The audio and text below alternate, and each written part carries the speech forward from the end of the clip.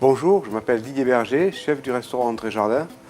Je suis chef Eurotoc, maître restaurateur et membre du club gastronomique Prosper Montagnier. Je vais vous présenter aujourd'hui une recette à base de vives, poisson de mer par excellence, de compoté de rhubarbe, de potimarron et d'encre de sèche.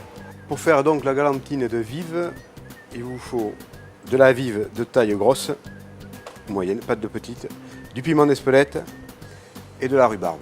Sauce soja sucrée, piment d'Espelette râpé, sucre cassonade, beurre, encre de sèche et gingembre. Et en garniture, nous allons donc mettre du potimarron, qui est un légume de saison, cuit au beurre à l'étouffée. Donc là maintenant, je vais réserver le poisson au frais, le temps des épluches, de la préparation de la compotée de potimarron et de la compote de rhubarbe. Je commence donc par la compotée de potimarron. On coupe là. On enlève les graines. Vous pouvez les garder, les faire sécher et les replanter dans le jardin si vous voulez.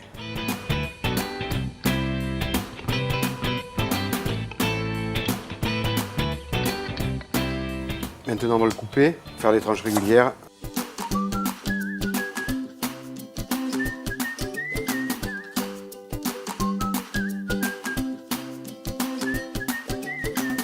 Je commence donc par faire la compotée de potimarron. Je rajoute dans ma casserole mon sucre cassonade, mon soja sucré, un petit peu de piment d'Espelette, un petit peu de beurre.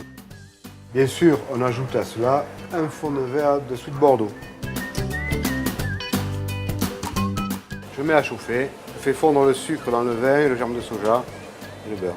Je laisse bien bouillir, il faut que ça devienne sirupeux. Et je vais incorporer les potimarrons en dés dedans et couvrir. On épluche la rhubarbe et en même temps on enlève les fils.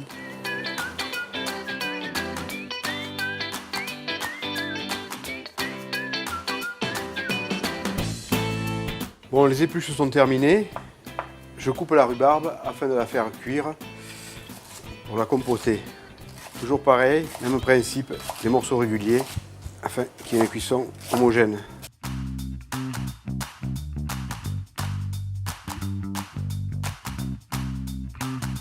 Je mets la rhubarbe, du sucre et je rajoute un fond de Sweet Bordeaux. Je vais donc à cuire ma rhubarbe afin qu'elle compote. Alors pourquoi j'ai pris de la rhubarbe dans cette recette? Elle amène de la fraîcheur et un petit peu d'acidité, ce qui va équilibrer tout le plat. Les potimarrons sont presque cuits, ça commence à prendre une jolie couleur. Il faut que l'on puisse les écraser avec le dos de la cuillère ou une fourchette. Là je pense que la cuisson est terminée. Sur le potimarron, je vais vérifier ma rhubarbe qui elle est cuite. Je vais donc assaisonner ma compotée de potimarron maintenant avec du gingembre râpé et du sel de Guérande. Donc j'ai ressorti mes poissons et je vais lever les filets.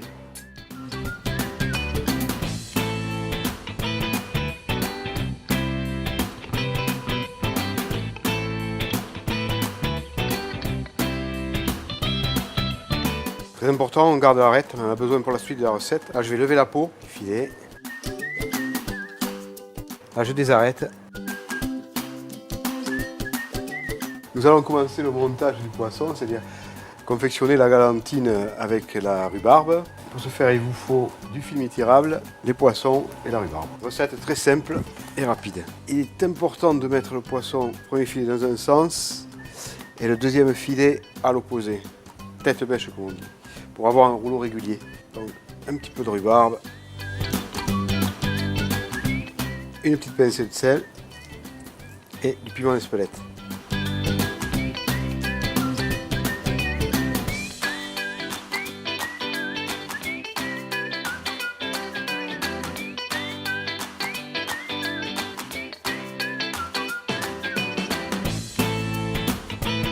Et voilà la galantine roulée.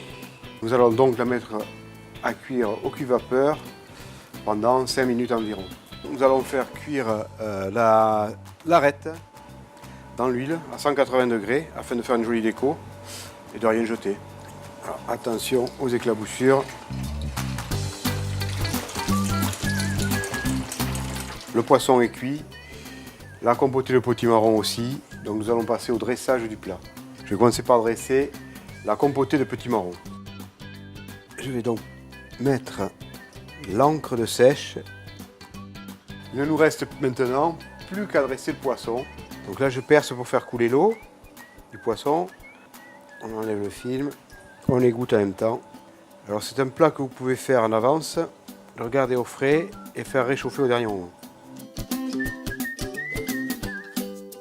Je vais passer à la décoration du plat.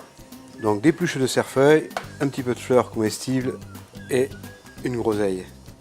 Et l'arête. Donc le plat est terminé. Galantine de vive à la rhubarbe, compotée de potimarron et verre de sweet Bordeaux.